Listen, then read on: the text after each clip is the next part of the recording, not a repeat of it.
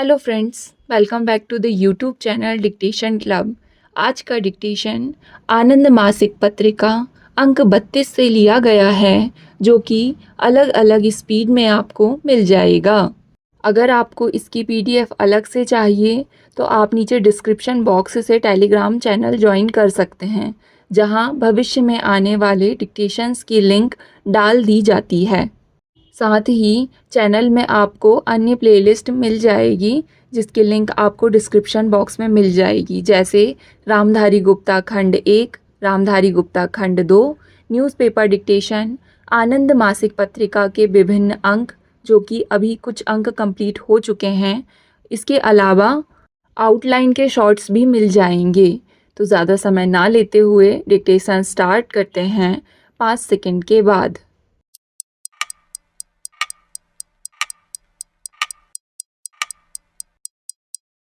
Start. महोदय, हमारी संघीय रचना और जनता द्वारा चलाए जाने वाले स्थानीय शासन तंत्र से और सत्ता के विकेंद्रित प्रयोग से हमारी एकता सुदृढ़ हुई है।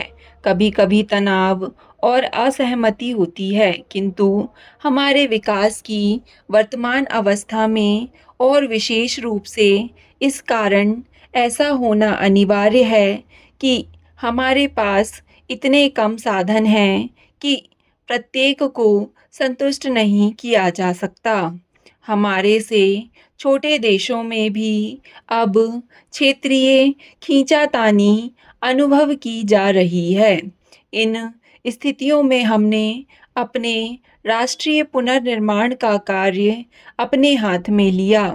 अपनी पंचवर्षीय योजनाओं में सामाजिक सुविधाएं बढ़ाने, उद्योगों के लिए आवश्यक ढांचा खड़ा करने और ऐसे बुनियादी उद्योग स्थापित करने का काम शासन ने अपने जिम्मे लिया है, जिन्हें निजी उद्योग स्थापित नहीं कर सकते।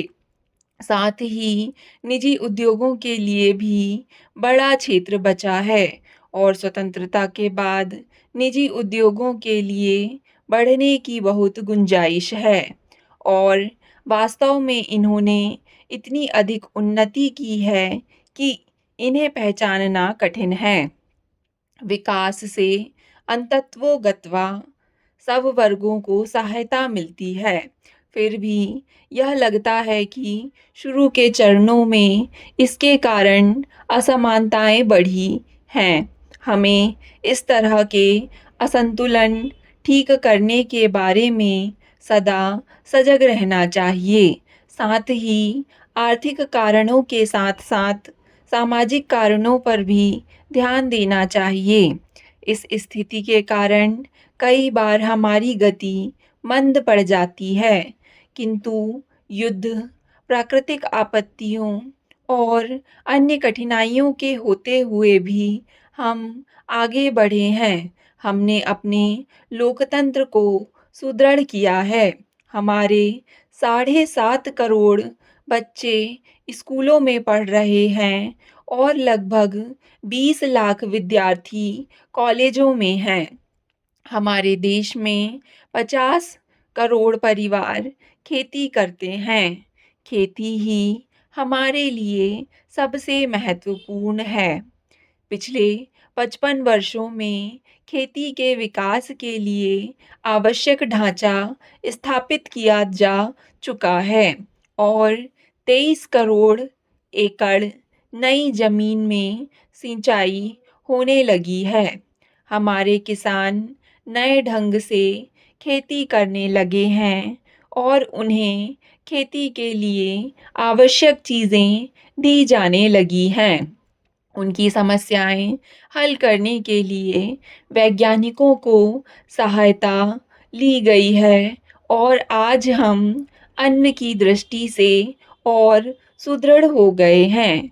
कृषि के सुधार के लिए लोगों को रोजगार देने और स्वावलंबी बनाने के लिए हमें उद्योगों की आवश्यकता है।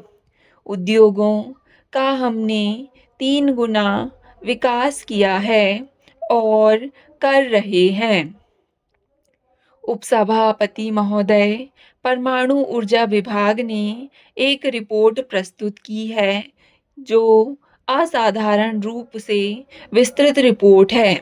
माननीय सदस्यों ने न केवल परमाणु ऊर्जा विभाग के कार्य की प्रशंसा की है, बल्कि इस दिशा में अधिक तेजी से आगे बढ़ने के लिए सरकार से अनुरोध किया है। मेरा ध्यान प्रायः इस विचित्र परिस्थिति की ओर जाता है कि भारत में हम एक ही समय विभिन्न युगों और सदियों में रहते हैं। मैंने एक बार कहा था कि हम भारत में गोबर युग में रहते हैं। मेरा आशय यह था कि भारत में ऊर्जा का मुख्य स्रोत अब भी गोबर है। यह एक असाधारण स्थिति है। इसके साथ ही हम परमाणु ऊर्जा के विकास के मामले में भी उन्नत देशों में हैं। इसलिए इस मामले में हमारा विस्तार न केवल शताब्दियों तक बल्कि सहस्त्राब्दियों तक है। मुझे इस बात में कोई शक नहीं है कि हमने परमाणु ऊर्जा की ओर जो ध्यान दिया था वह सही और उपयुक्त है। हमें इससे जो व्यावहारिक लाभ मिल रहा है और भविष्य में और भी अधिक मिलेंगे, उनको देखते हुए यह उपयुक्त है। गंभीर दृष्टि से भी यह उपयुक्त है, क्योंकि हिरोशिमा पर एटम बम गिरने और परमाणु ऊर्जा का उपयोग शुरू होने से एक नया युग शुरू हुआ। तब से परमाणु ऊर्जा के विकास ने विनाश और निर्माण दोनों प्रयोजनों के लिए पर्याप्त उन्नति की है।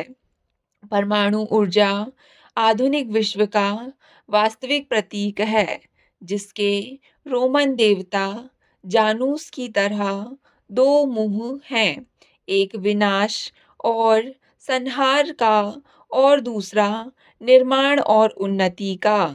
जहाँ तक हमारा संबंध है, हमने एटम बम या इसी प्रकार की चीज़ें ना बनाने का निश्चय किया है, लेकिन इस नई शक्ति के उपयोग की उन्नति में पीछे रहने का भी हमारा कोई विचार नहीं है।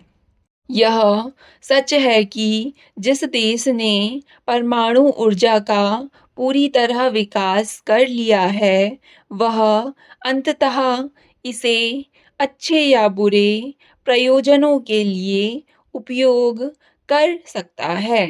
मैं आज जो कुछ कह रहा हूँ, वह आवश्यक नहीं है कि भविष्य में लोगों पर कोई बंधन होगा, लेकिन मुझे आशा है कि हम इस देश में ऐसा वातावरण बनाएंगे जिससे कोई भी सरकार भविष्य में इसका प्रयोग बुरे प्रयोजनों के लिए नहीं करेगी।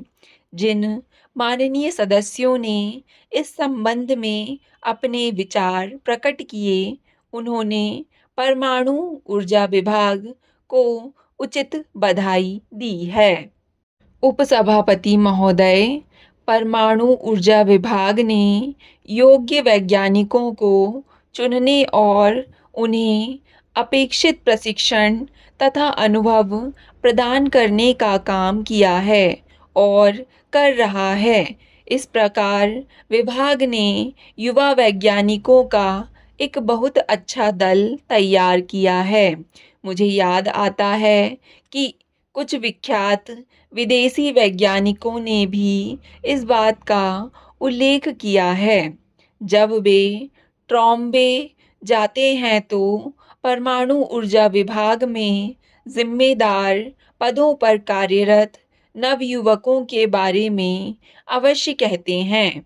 मैं चाहता हूँ कि हमारे दूसरे विभागों में भी ऐसे पदों पर नवयुवक हों। भारत संसार के उन गिने-चुने देशों में हैं, जिन्होंने ईंधन तत्वों के निर्माण की तकनीकी का विकास किया है। यह एक महत्वपूर्ण उपलब्धि है। आंकड़ों से पता चलता है कि ईंधन के लिए जो भी कार्य किया गया है, वह उचित है और यह भी कि हमारे द्वारा सोच समझकर ईंधन निर्माण सुविधा पर 81 लाख रुपए खर्च करने के बाद, जिसमें से 40 लाख रुपए विदेशी मुद्रा थी, हम प्रति वर्ष 45 लाख रुपए की विदेशी मुद्रा बचा रहे हैं और अधिक उत्पादन से अधिक बचत कर सकेंगे। जहाँ तक अप्सरा का संबंध है, 4 वर्ष में परिचालन स्तर बढ़ा ही है। स्टॉप।